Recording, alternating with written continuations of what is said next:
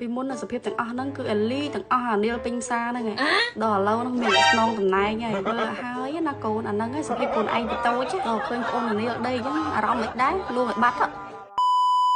នេះគឺជាវីដេអូសកម្មភាពប្រហែលថ្ងៃមុនហ្នឹងគឺពេលអេលីបាឡាហើយនិងគ្រូសាខ្ញុំទាំងអស់គ្នាបានចូលរួមជាមួយនឹងកម្មវិធីរបស់ហាង Baby Boutique ដែលបងប្អូនធ្លាប់ចំណាំឃើញដែលខ្ញុំផ្សព្វផ្សាយកន្លងមកហ្នឹងហើយមកដល់ភ្លាមហ្នឹងគេឃើញរូបគេនៅក្នុង LED គឺសប្បាយចិត្តគេដល់ហើយថ្ងៃនេះដែរគឺខ្ញុំមិនមកទៅគ្រូសាខ្ញុំទេមានទាំងអំពរហើយក៏មានទាំងអូនចេដិនដែលពួកយើងគឺជាភ្ញៀវកិត្តិយសនៅក្នុង event ហ្នឹងតែម្ដងគិតមកដល់ពេលនេះហើយគឺកម្មវិធីនេះគឺរៀបចំឡើង3ឆ្នាំជាប់គ្នាហើយក៏មានវត្តមានពួកខ្ញុំគ្រូសាខ្ញុំដែររាល់ផលពី Baby Boutique ហ្នឹងគឺខ្ញុំឲ្យកូនខ្ញុំគាត់ប្រើប្រាស់តាំងពីអូននៅតូចតែ Baby Boutique ហ្នឹងមិនមែនជាផលិតផលឈ្មោះហ្នឹងទេណាបងប្អូន Baby Boutique គឺជា store មួយដែលធំនាំចូលផលិតផលផ្ដាច់មុខមកជាច្រើនដែលរាល់ផលិតផលដែលផ្ដាច់មុខដោយ Baby Boutique ហ្នឹងគឺសុទ្ធតែជា brand ល្បីៗមិនថាសម្ភារៈឬក៏ផលិតផលទេដូចនេះអញ្ចឹងគឺជា brand Baby Presa ដែល brand ហ្នឹងមានទាំងម៉ាស៊ីនឆុងទឹកដោះគោម៉ាស៊ីនលាងដបម៉ាស៊ីនសម្ងួតម៉ាស៊ីនកិនបបរអូនហើយមានម៉ាស៊ីនជាច្រើនទៀតទំនើបខ្លាំងមែនតើហើយនេះវិញគឺជា brand Bear ដែលគឺជាម៉ាស៊ីនចម្រោះទឹកដែលកំពុងតែល្បីឥឡូវហ្នឹង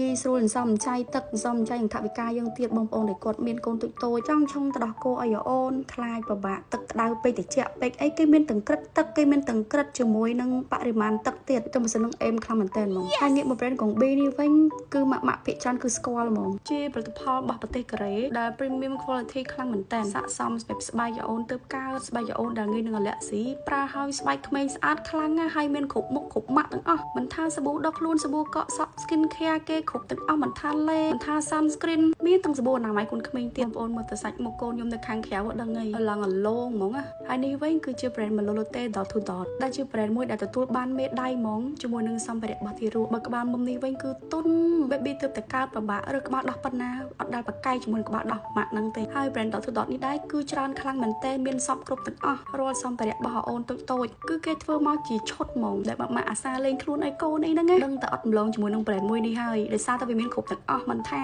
ចានស្លាបព្រាដបទឹកដបទឹកដោះគោពោភួយខ្នើយកៅអៅស្បែកជើងនិយាយទៅមួយសេតទាំងអស់ស្អីក៏មានដែរចុងក្រោយនេះគឺ brand យៈធំតែម្ដងគឺ Dyson ខ្ញុំជឿថាបងប្អូនស្គាល់ brand នេះហើយ Baby Boutique គឺជានាំ brand ហ្នឹងនាំចូលផ្ដាច់មុខតែម្ដងហើយអស់បារម្ភសម្រាប់អ្នកដែលគាត់ចង់សាកប្រើម៉ាស៊ីនហ្នឹងចង់តេស្តចង់ប៉ះផ្ទាល់មុននឹងទិញហ្នឹងគឺអាចមក showroom គាត់នៅ Baby Boutique បានតែកន្លងមកបងប្អូនដឹងហើយចង់ប្រើម៉ាស៊ីនហ្នឹងតយើងទៅក្រៅប្រទេសតែឥឡូវ Baby Boutique គឺនាំផ្ដាច់មុខមកបដ ாய் អញ្ចឹងទាំងអស់នេះគឺជា brand ដែល Baby Boutique មានហើយក៏មានផលិតផលល្អៗជាច្រើនទៀតដែលខ្ញុំបានរាប់អស់កលេខមើលភ្ញៀវកិត្តិយសយើងចូលរួមនេះវិញឆ្នាំនេះខ្ញុំមានអាធូខ្លួនស្រា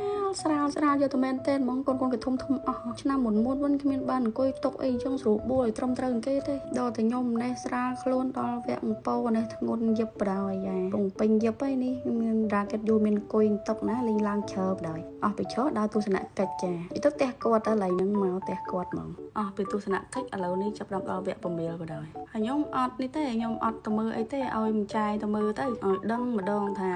ឆ្លងកាត់អារម្មណ៍ហ្នឹងវាមិនចេះលួងប្អូនចេះដិនក៏ឡើងខ្មាស់គេ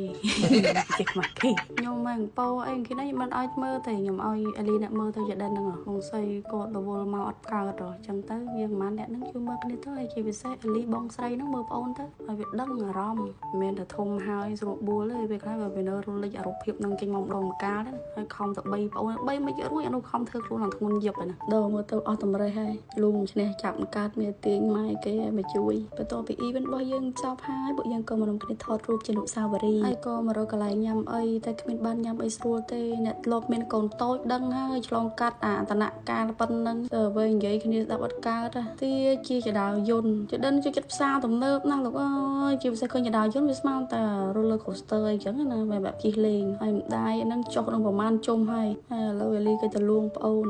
ហើយលួងហើយជាមកសួរខ្ញុំថាម៉ាមីអូននៅពីតូចចឹងមែនខ្ញុំមិនបានឆ្លើយទេបែរឡាគេអ្នកឆ្លើយប៉ាំងហ្មងទេអត់ចឹងទេខូចជាងហ្នឹងហើយគេស្ងាត់មាត់បែបដឹងខ្លួនហ្នឹង